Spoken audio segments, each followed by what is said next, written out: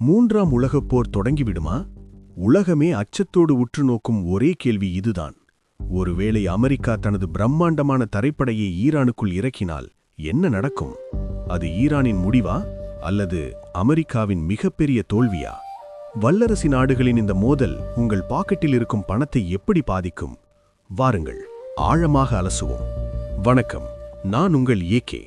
செய்திகளின் பின்னால் இருக்கும் ஆபத்தான அரசியலை தேடுவதுதான் திங்க் வித் ஏகே. இந்த போரில் அமெரிக்கா முதலில் களமிறக்கப் போவது சாதாரண வீரர்களை அல்ல, உலகின் மிக ஆபத்தான எலைட் குழுக்களைத்தான்.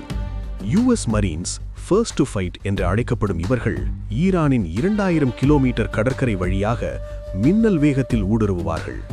சீல்ஸ், ஈரானின் அணுசக்தி நிலையங்களை சிதைக்க சீல் டீம் 6 போன்ற ரகசிய குழுக்கள் பயன்படுத்தப்படும்.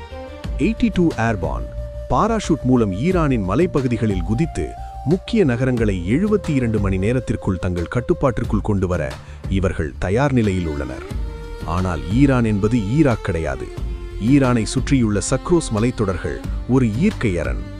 அமெரிக்காவின் கனரக டேங்குகள் இந்த மலைகளில் ஏறுவது மிகப்பெரிய சவால். இங்கேதான் ஈரானின் IRGC புரட்சிகர காவல்படை குரில்லா தாக்குதல் மூலம் அமெரிக்காவிற்கு பெரும் சேதத்தை விளைவிக்க காத்திருக்கிறது.